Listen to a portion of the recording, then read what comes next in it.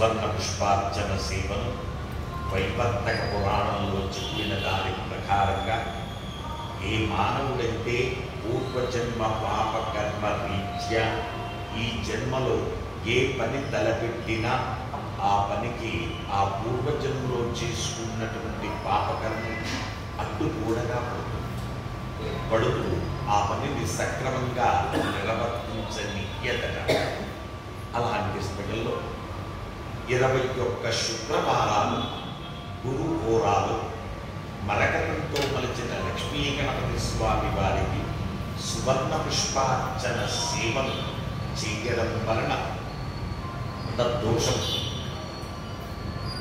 నివృత్తి అయి మానవుడు అత్యధికంగా సర్వ సుఖాలను అనుభవిస్తూ పరంలో మోక్ష ప్రాప్తిని పొందుతాడు. అలాగే అందుకే ఈ ఆలయంలో మనం ప్రతి శుక్రవారం రోజున గురు హోరాలో సువర్ణ పుష్పార్చన సేవను గావించుకుంటున్నాం. లాస్ట్ వీక్ చెప్పినటువంటి రెడ్డికి చాలా మంది భక్తులు మీరు చెప్పినటువంటి రెడ్డి కొద్దిగా లెంతీగా ఉంది, సో అమావాస్య రోజు ప్రారంభించి పౌర్ణమి వరకు కూడా 3 రోజులు కంప్లీట్ అయిపోయి 4 రోజులకు ఒకసారి చొప్పున ఆ నీతిని మారుస్తూ ఉండడం. అయితే పర్వాలేదు, కోర్టులలో అప్పులు చేసినటువంటి వాళ్లకు అది ఇంకేమైనా కాస్త చిన్న రీతిలో ఏమైనా రెమెడీ ఉందా అని అడగడం జరిగింది. దానికి ఎవరైతే డబ్బులు రాక ఇచ్చినటువంటి డబ్బులు రాక ఇబ్బంది పడుతున్నారు వాళ్ళు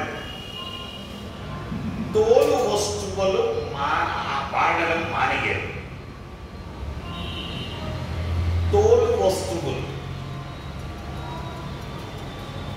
ఏ జీవి యొక్క తోలు చేత ఆ బ్యాగులు ఆ వ్యాలెట్స్ తయారు చేయబడ్డాయో ఆ జీవి యొక్క పాప కర్మమంతా వీడే అనుభవించాల్సి ఉంటుంది.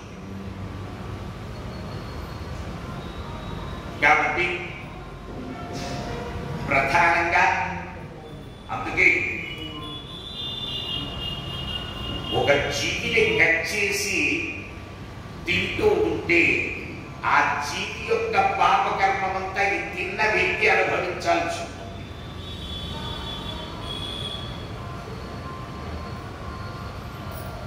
తద్వారా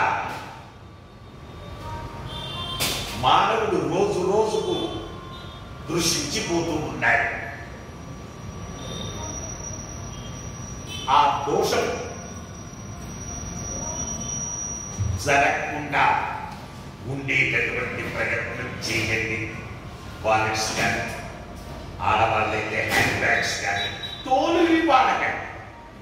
నేను అందరి గురించి మాట్లాడలేదు, నేను మాట్లాడేది కేవలం ఎవరైతే అప్పులు ఇచ్చి దాన్ని రిటర్న్ తీసుకోలేక ఇబ్బంది పడుతూ ఉన్నారో వాళ్ళు తోలు వస్తువులను వ్యాలెట్స్ కానీ లేదా హ్యాండ్ బ్యాగ్స్ కానీ లేదా పర్సులు కానీ లేదా ఫోన్ బ్యాగ్స్ కానీ ఏవైనా సరే తోలుతో చెయ్యబడినటువంటి వస్తువులను వాళ్ళు మాత్రమే వాడేది. మిగతా వాళ్ళు వాడితే దానికి నో అబ్జెక్షన్. 1కి 10 సార్లు చెప్తున్నాను, తోలు వస్తువుల్లో డబ్బులు పెట్టకూడదు. తోలు వస్తువుల్లో డబ్బులు పెడితే డబ్బు ఎవరికి ఇచ్చినా అది రిటర్న్ రావు. గోడకేసిన సున్నమే. అలాగే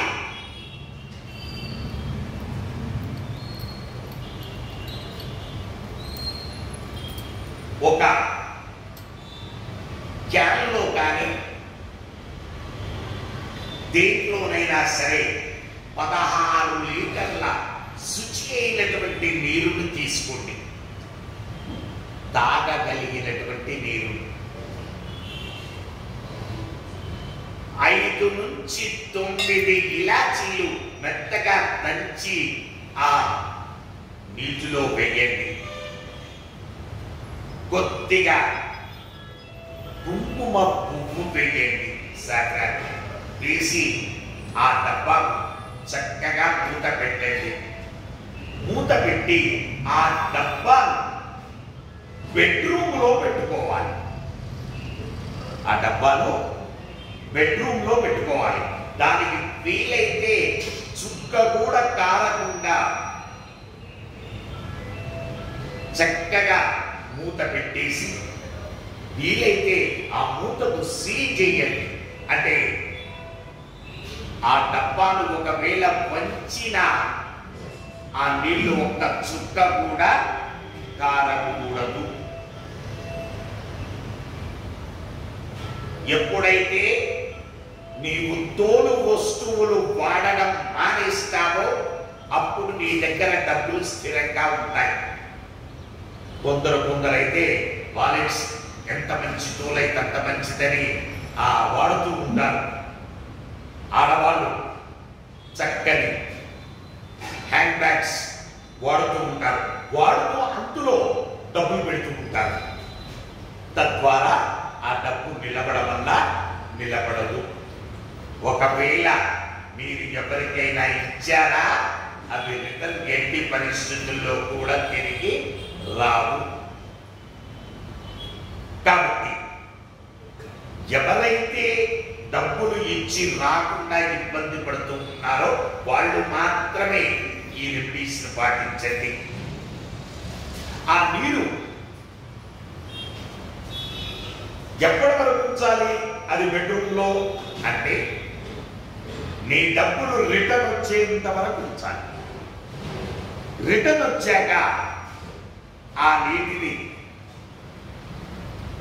తులసి కోటలో లేదా ఇంట్లో ఉన్నటువంటి పూల మొక్కలలో రోజు కొద్దిగా పోస్తూ ఆ నీటిని ఉపయోగించండి.